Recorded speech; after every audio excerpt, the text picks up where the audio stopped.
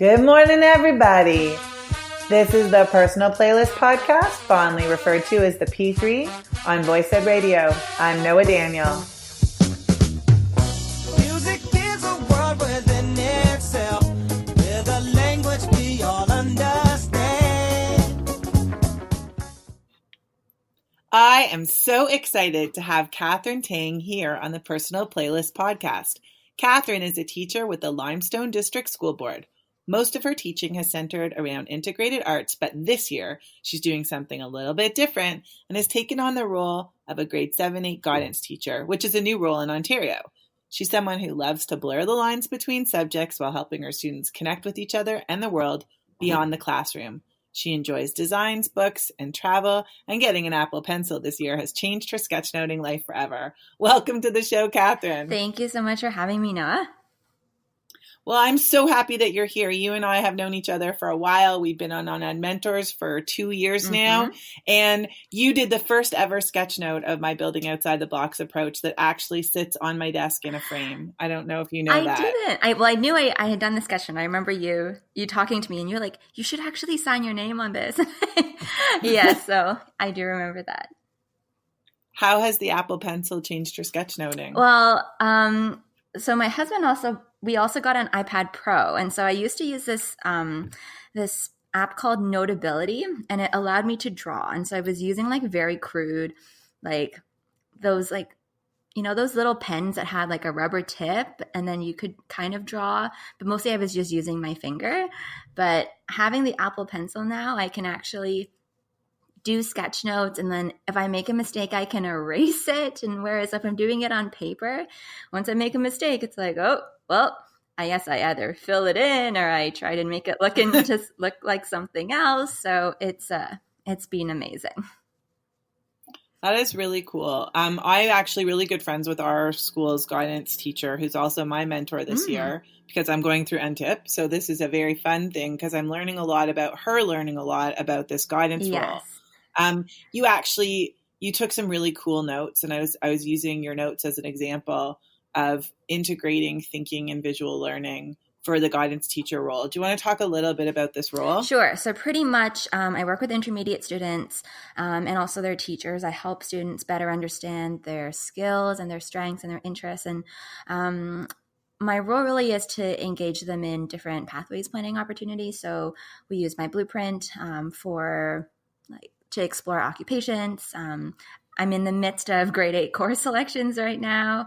Yeah, we are too. Yeah, so that's been a lot of, small group or one-on-one conversations with kids, which I found really fulfilling. And even just getting their feedback, it's, really spurred them to think a little bit more deeply about what they're interested in, what pathways they want to go down. And then I've also had a really great chance to just meet with other teachers and to co-plan with them and just to organize events that will expose kids to different opportunities. I think that's one of the interesting challenges today is kids have to know much earlier what they want to do and kind of backwards design the courses that they want to take to do that. So there's a lot of thinking and experiential learning that can help kids get there. Mm-hmm. And so the guidance teacher is that essential bridge that was missing from the grade 8 transition to high school for sure. Mm-hmm. I'm so glad that the role exists. And I think it's funny because a lot of teachers will say to me, like, these kids they're in grade 7, they're in grade 8, like they're 11, 12, 13.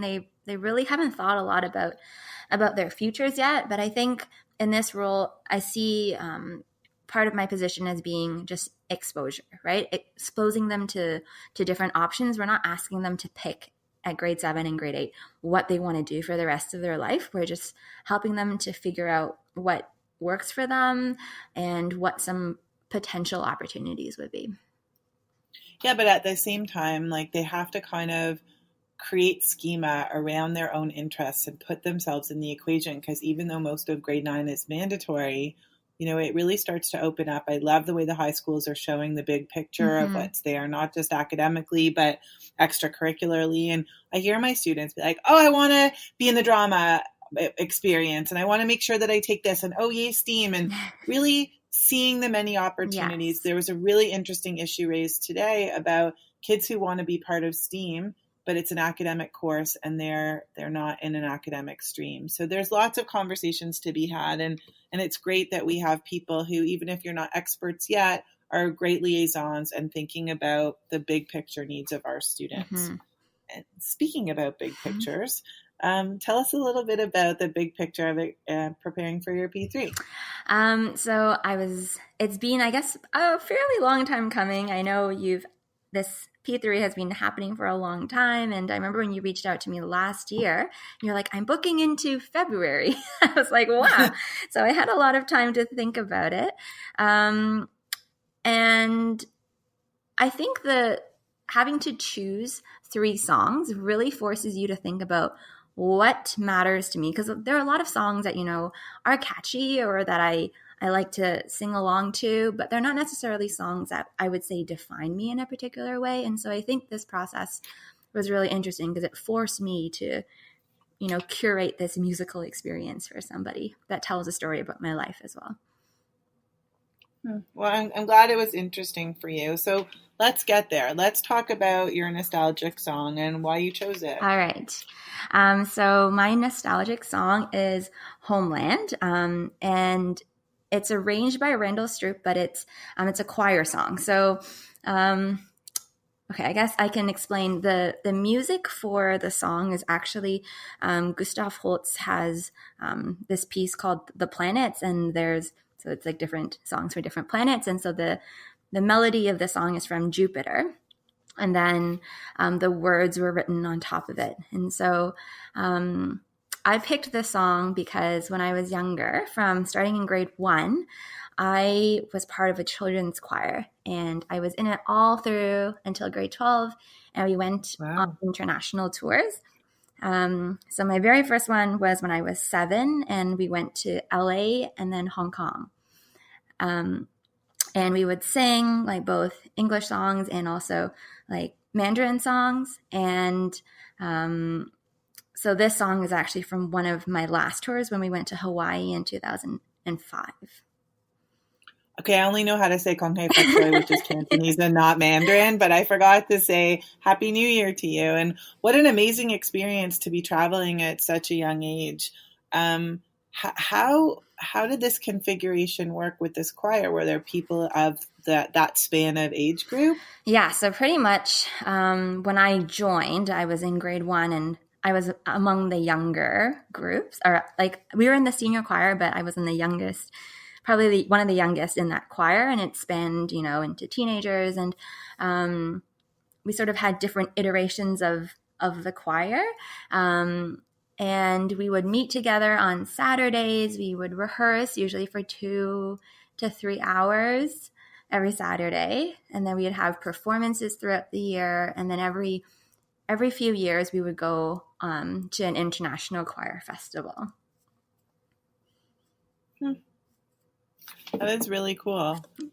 Yeah. And okay, well, sorry, go ahead. Go ahead. Sorry. No, you. And I think because choir was such a big part of my childhood, I wanted to pick a song, not so much for the words of Homeland, because it's very patriotic, but it just sort of to represent the era of my life. And I remember in 1999, we went to China, and all these other choirs from different countries will come and sing. So we represented Canada. There were choirs from the States, from Denmark, from other Asian countries, it was literally an international children's choir festival. And it's an opportunity that I think really molded my understanding of the world. And I remember I had a Danish pen pal that I met, and we wrote letters to each other for a few years. So it's just it was a really nice time. Okay, those are amazing experiences. Let's play it. Homeland by Gustav Holst and arranged by Randall Stroop.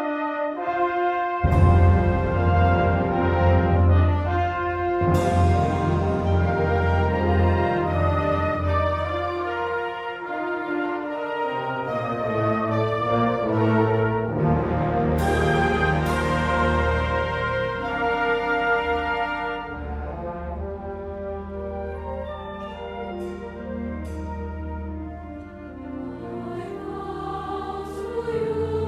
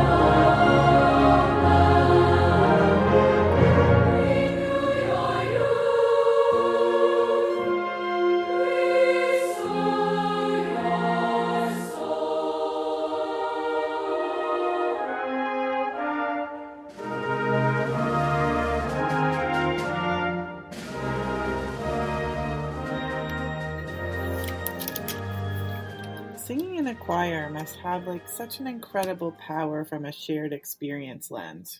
And I think something I forgot to say was that when we went to these festivals, we would bring our own repertoire of songs that we had practiced and that like we sang, domestically. But then we also learned songs that everybody sang. And so this was one of those songs that it wasn't just our choir. It was called the festival choir. So all of the choirs would come on stage together and we would sing these songs. And so this particular song was just like one of those that was so powerful when you have like hundreds of kids on this stage singing together in like 4-part harmony. Wow.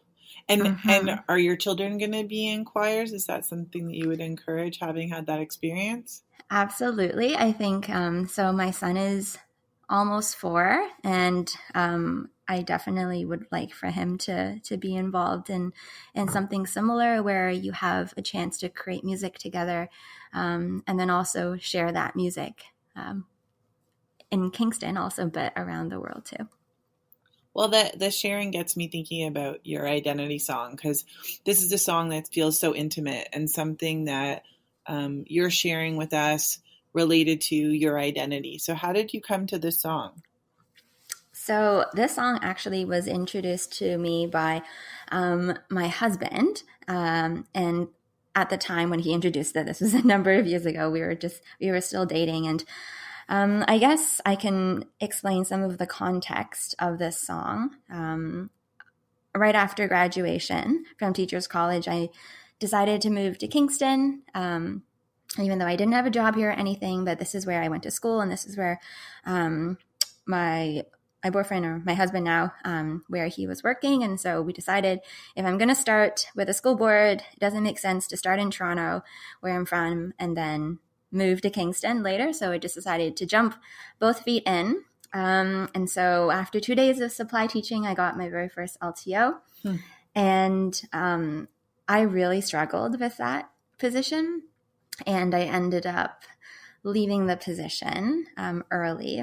And because I was so new in the board, I really thought that my hopes of being a teacher were dashed. I had made a really rash decision, and I thought that, my relationship also was dashed. And so I remember driving with Calvin, and then he put this song on, and he didn't say anything, but the words were just such an encouragement to me, because he was saying, even though right now it's a really terrible time for you, I'm not going to give up on our dream of living here in Kingston and us being together. And I think that promise is something that has sort of carried us through a lot of different things. And I think even the phrase, I won't give up, like later on in the song, it talks about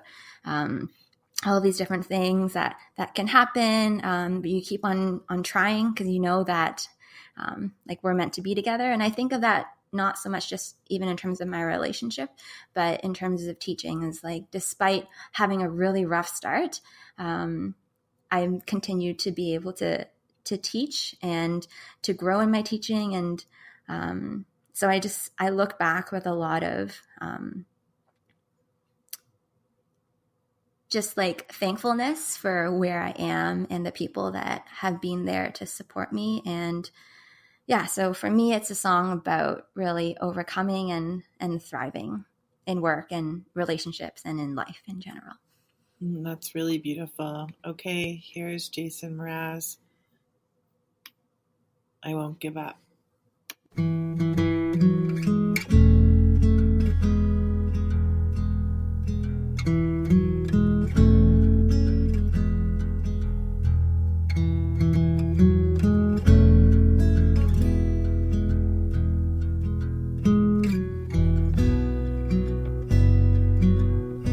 When I look into your eyes, it's like watching the night sky or a beautiful sunrise.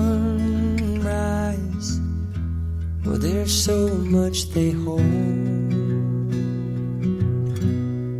and just like them old stars, I see that you've come so far to be right where you are. How old is your soul? Well, I won't give up on us, even if the skies get rough. I'm giving you all my love. I'm still looking up. And when you're needing your space to do some navigating, I'll be here patiently waiting to see what you find. 'Cause even the stars, they burn. Some even fall to the earth. We got a lot to learn. God knows we're worth it. No, I won't give up. I don't want to be someone who walks away so easily. I'm here to stay and make the difference that I can make. Our differences, they do a lot to teach us how to use the tools and gifts we got here. We got a lot at stake.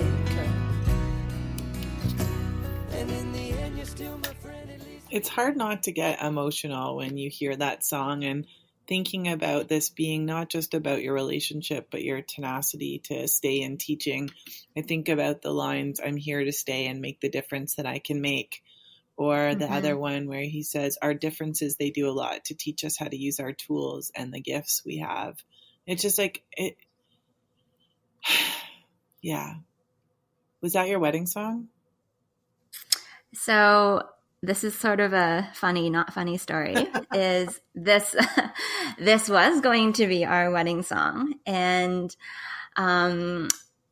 Calvin's cousin got married the year before us. Oh no! Yes. No.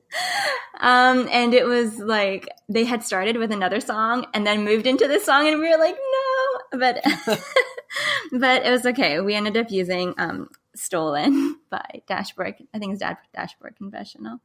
So yeah. So it all worked out But okay. it all worked out. But I think the song is it's a very special song for us. So. It can still be your song forever and always. Mm-hmm. Your pick-me-up song. You called it a pick-me-up song, even though the category is inspiration. And this is a very inspirational song that picks you up. So tell us a little bit about it. Okay, so this song was actually the one song that I knew for sure I was going to pick when you first asked me if I wanted to be on P3. And it's one of my favorite worship songs, and it's a song that I've listened to sort of on repeat time and time again. Faith is something that's, always been a core of who I am. And this song really talks about, the chorus says, "My hope is in you, Lord, all the day long. I won't be shaken by drought or storm. A peace that passes understanding is my song. And I sing, my hope is in you, Lord." And I think we sort of live in this age where a lot of how we feel depends on external circumstances. And so if things are going well, like you're feeling really great. But when things are not going well, like the whole world is falling apart. And I think with faith and with having this assurance of God's love, for me, it really gives me peace even when things aren't going well. And so, yeah, I really think of the song as a bit of a proclamation that regardless of what's happening in my life, whether things are really awesome or they're really not awesome, God is still good. And I think it helps to give me a lot of perspective when I listen. I think that the way you kind of said this song is when you have something on a loop like that, almost like a mantra and almost like a prayer, grounding you to your belief systems and your core sense of self. Mm-hmm. And I remember the first time I watched the music video for this particular song, you see this really heart-wrenching narrative and how, like, despite this tragic thing that happens, like, this couple continues to stay strong in their faith. And I think a lot of the time faith, it encourages or pushes people to do things that maybe to people who don't have faith, it can seem really nonsensical. But I think that's sort of the beauty in it, is having that trust and belief, and knowing that, the things of this earth are sort of temporary. Okay, here is your pick-me-up song, "My Hope is in You" by Aaron Schust.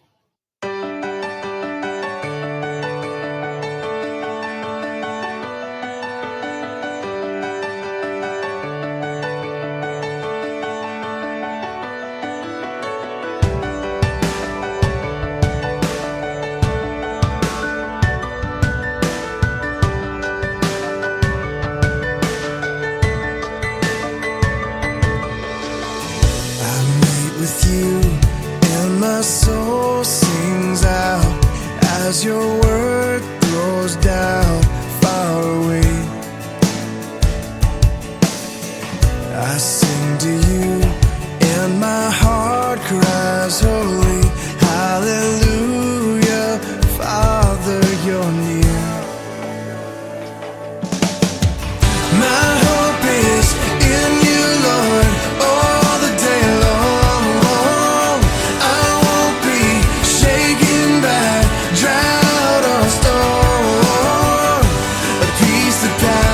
Understand it is my song, and I sing, my hope is in you, Lord. I wait for you, and my soul finds rest. Feeling about your songs now that you've heard all of your P3? I think it's very personal, which I guess is inherent in the title.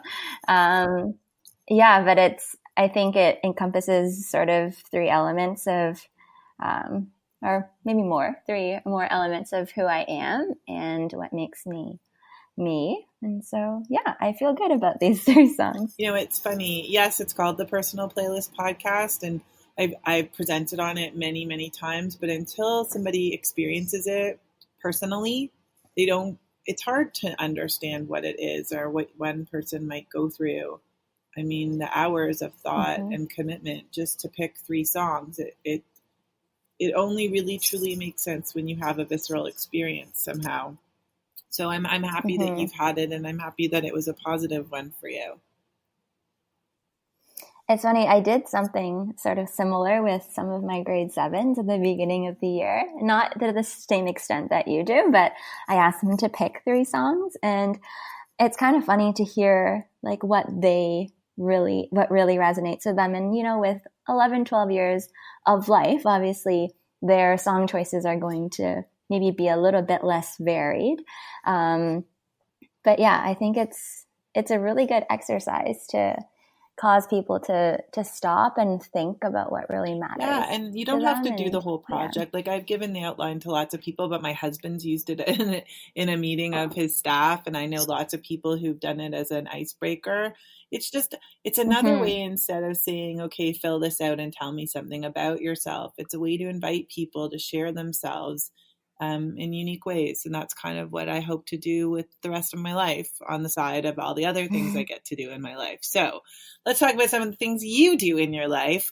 If you want to get in touch with Catherine, you can find her on Twitter at Just Scribblings. And I hear that you haven't blogged lately, but you're an intermittent blogger, which I didn't know because I've seen you blog before, even for Voice Ed. So you can go to scriblingonthewalls.wordpress.com. You will be presenting at Mad PD coming up in May on financial literacy and shall we declare it here for the world? Yes, this is the first time I guess I'm declaring it online for sure. So I am in the process of recording the first season of my podcast. Yeah. I don't know what of Steven's do. And the canned applause. And yeah, so it's called Becoming, kind of fitting because I'm actually reading through Michelle Obama's memoir right now. But it really sparked when I started this job, and I just was looking at all these different occupations and realizing I know so little about all these different pathways, and I just wanted to find out more. And so I've reached out to people who are doing really interesting things. I asked them, you know, when they were little, who did they want to be when they grew up? And then we just kind of talk through their journey to where they are today. And so it's a process of just seeing what people's life stories are about and how they ended up where they are. And it's been really, really interesting so far. I'm excited to hear it. And, you know, all of our Voice Ed family are here to support you every step of the way, fellow podcaster. So we're really excited for you, even though they don't know yet I'm speaking in the royal we. I'm sure we'll all be excited. And of course, when you can get there, you can hear Catherine on the weekly On Ed Mentor show on the panel. Our panelists are a dynamic bunch and a dynamic bunch. So you'll see it changing, but certainly worth coming back every week. I want to thank you so much for coming out to the Personal Playlist podcast. Is there anything you want to add before I play you out? Yes, I just want to add one thing. And it was about my nostalgic song. I feel like this is probably a good place to add something about it. I really struggled with whether or not I should put a Spice Girls song, because that was the very first cassette tape I bought for myself. And I was obsessed with Spice Girls for a really long time. And I think I made the right choice by going with Homeland, but I just wanted to put that in there because that is also an important part of my So instead of Sir Duke, I should play you out with, so tell me what you want, what you really, really want. Just for you. No, I'm still going with Sir Duke, but I'll definitely find a Spice Girls something to add to the blog post. So I want to thank you so much. Good. Have a fantastic day. Thank you. You too. Thank you for joining us on the P3, the Personal Playlist podcast. I'm Noah Daniel. This is Voice Ed Radio, and I hope you have a fantastic day.